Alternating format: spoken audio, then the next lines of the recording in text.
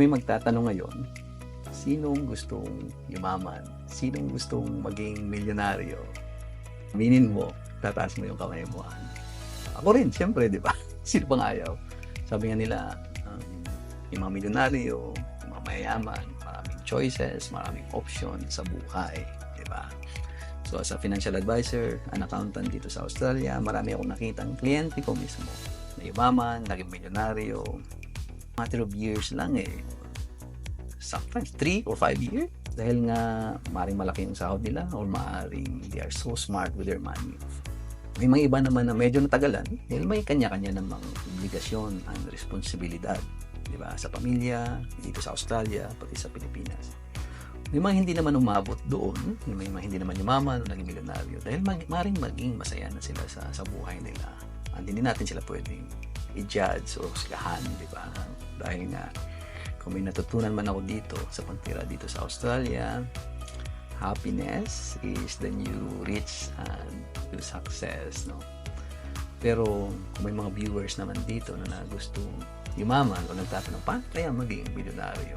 May formula naman dyan and may strategy, na isi-share ko sa inyo ngayon ay yung ginawang strategy ng pamilya ko. Ang title ng video na ito is How to be a Millionaire in 10 years. 10 years. Pero 15 years na kami dito sa Australia eh. Diba? Medyo natagalan kami ng konti. Kasi may kwento dyan. May first 5 years and then may next 10 years. Yung next 10 years na yun doon kami nag-implement ng strategy. First 5 years, parang kwento ng mga migrants. Siyempre, adjustment period. Diba? Dumating kami rito, 2-year-old pa lang yung anak namin. Special child, no? May disability. So, shout out sa mga parents na may mga anak na may disability, no? Si Tadine, hi kay Tadine, may Rett syndrome siya, so sa first few years namin, siyempre, di ba, trabaho, ospital, wala kaming family support dito, tatlo lang kami, di ba? So Tess, my wife, shout out. So arrange namin yung schedule namin.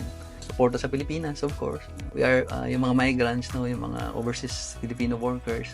We live in a sandwich economy, no. So habang nakafocus tayo sa buhay natin dito sa Australia, pero meron din tayong sinusuportahan sa Pilipinas.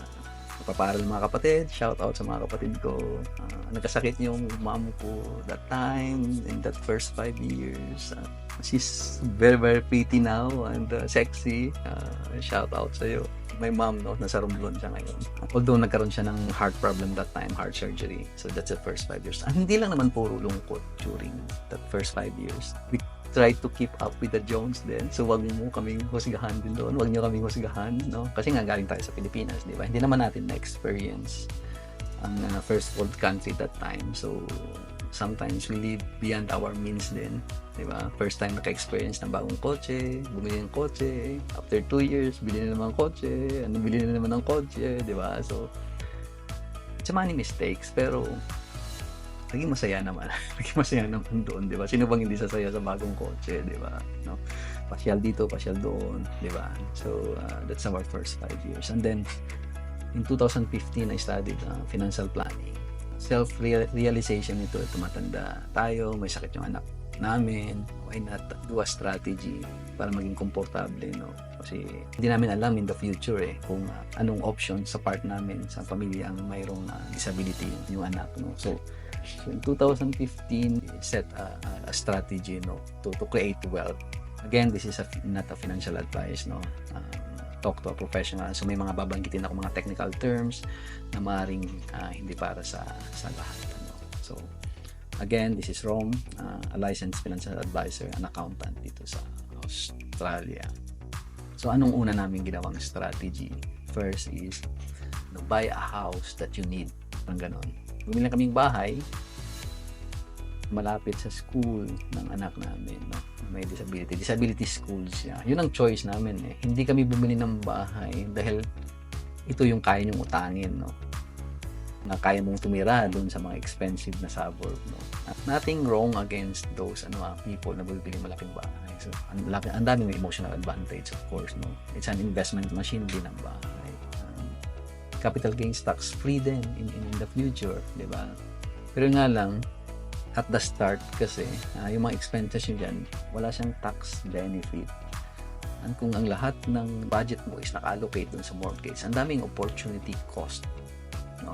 O nalulos na opportunity dahil nga lahat ng pera mo na napunta doon. Ang problema dyan is if you buy a house then na you cannot afford, hindi ka makapag-time off sa work to further your career. Alam mo yung mga ganun ng mga nalulos mo. Hindi ka makapag-attend ng mga training, seminars to educate yourself dahil kailangan mo mag-overtime. So yun ang una naming strategy. So nagkaroon kami ng extra dahil hindi kami na overborrow sa house. Number 2, you only buy a car na we can afford. Sabi ko nga, first 5 years, huwag nyo kami husgahan. It's a mistake, no? Mag-invest kami sa kotse. It's a depreciating machine. Pinilitan namin yung isa na bago, we keep yung iba, ang binayaran namin kaagad, no? Yung naalala ko pa, yung RAV4 namin that time, pinilitan namin siya ng old car, 10-year-old car. So, na-address na natin yun. With our 2 strategy, na-address na natin yung first 2 biggest expense sa Australia. Diba? So, tingnan nyo yung budget nyo. Yung dalawang yun ang pinakamalaking expenses dito sa Australia. Number 3, we track our spending. Budgeting. Budgeting yun lang naman dyan mag-budget tayo, no? Budgeting for me is not restriction but more on awareness, no? Chine-check namin magkano pumapasok kung magkano lumalabas na pera. Pang-apat, we commit to a debt-free lifestyle. Wala kaming credit card, to be honest, no? Wala kaming personal loan ngayon. Yung policy namin na if we cannot pay it in cash, we cannot afford it. So walang utang, walang lifestyle debt, no? Although mayroon kaming utang, pero it's an investment debt. It's a good debt ang tawag nila dyan. Number 5, we invest in property. Ang tawag dito yan sa Australia. It's very unique in Australia, yung negative gearing na tinatawag, no? So sa mga viewers ngayon, talk to a professionals, no? Kung hindi ako magiging technical, layman's term, no? Kung nag-invest ka, yung loss mo sa investment will be deducted in your marginal tax rate, no? As an expense, parang gano'n. Kung i-reward ko siya, parang i-reward ka ng gobyerno dahil nag-invest ka para sa sarili mo sa future. Diba, no? Kung gusto mong mag-suportahan ng sarili mo, gusto mong maging wealthy, hindi ka mag-rely sa gobyerno dito sa Australia, i-reward ka ng Australian government, no, through tax rebate. Ganun ang negative gearing sa investment in property, no.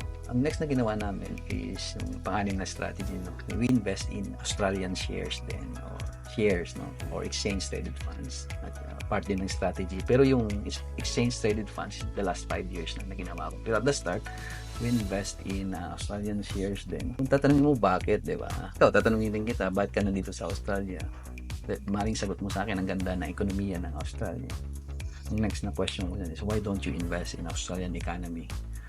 Why don't you invest in Australian businesses? Even the top 200 lang. Kumikita lahat yun yan. If you are the part owner of that company, maaring, di ba? Maaring mag-create ka rin ng sarili mong wealth. And the tax benefits of that as well, no? Sa property is negative gearing. Sa shares naman, especially Australian shares, is franking credits din. So, kausapin niyo yung accountant niyo tungkol dito. Ano? Yes, we invest in property. Yes, we invest in shares. And with the tax benefits doon. Number 7, we grow our income. We invest in education. Education is still an investment. Is also an investment. No? We attend seminars.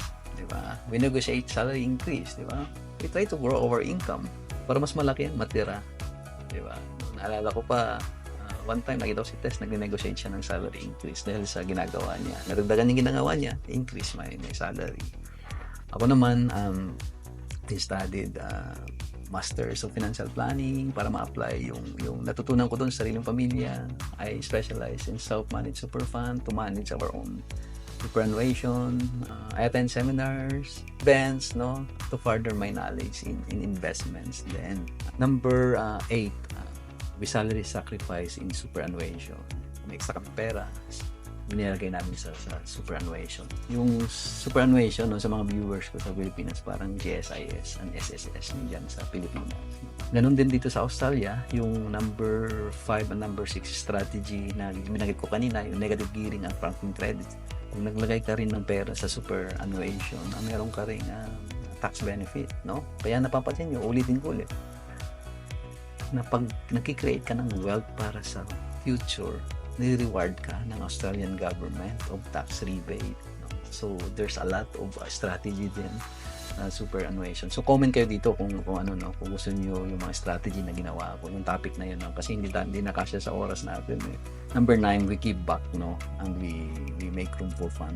Giving back did not increase our wealth, no. Hindi naman, di ba, nagbibigay ka, we donate, hindi naman yun mag-increase ng wealth mo, but nuro sa amin ang true definition of wealth, no. So we support Good Friday Appeal, we join Run for the Kids, it's our 10th year now.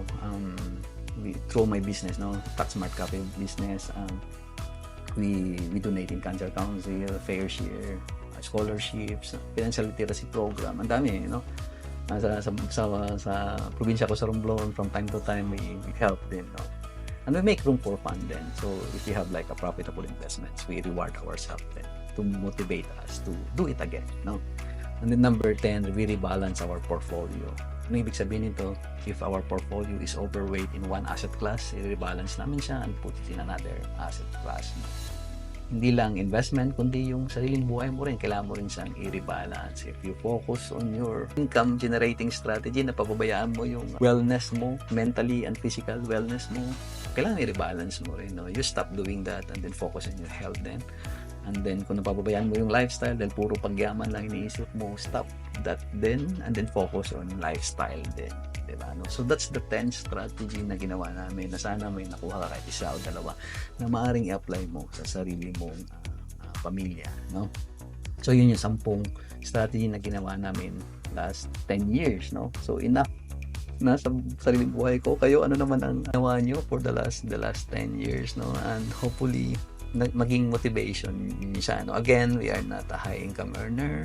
The strategy na ginawa namin is through simplicity and frugal lifestyle lang, ano yung gagawin ko in the next 10 years? Maaring iba. Yeah, before I have my business, no, accounting business, pero maybe we try something different. I will try something different, no. Nasa North Queensland na kami ngayon, try to travel around Australia din, promoting simplicity and debt-free lifestyle. I open a blog channel, a YouTube channel, no, na maaaring maging successful kung susuportahan nyo ako, or maaaring hindi rin, pero naging happy ba ako na sinubukan ko siya? Yes, of course, no. Siguro yan yung mga reason na bakit yung pag-create ng wealth will give you a lot of options din, no. We purchase a property here, di ba, no, so we try to pay it off as soon as possible then, para maging debt free then. Tumatanda na rin tayo. So again, no, kung may natutunan kayo, you can like and subscribe, kasi every week nagre-release ako ng video tungkol sa pera. And then kung may kakilala ka naman na gusto mong ma-inspire din, no, or ma-share yung strategy na gusto mong i-apply, na in-apply ko mismo sa sarili ko, ay share mo naman tong video na ito. Thank you so much. See you again next week.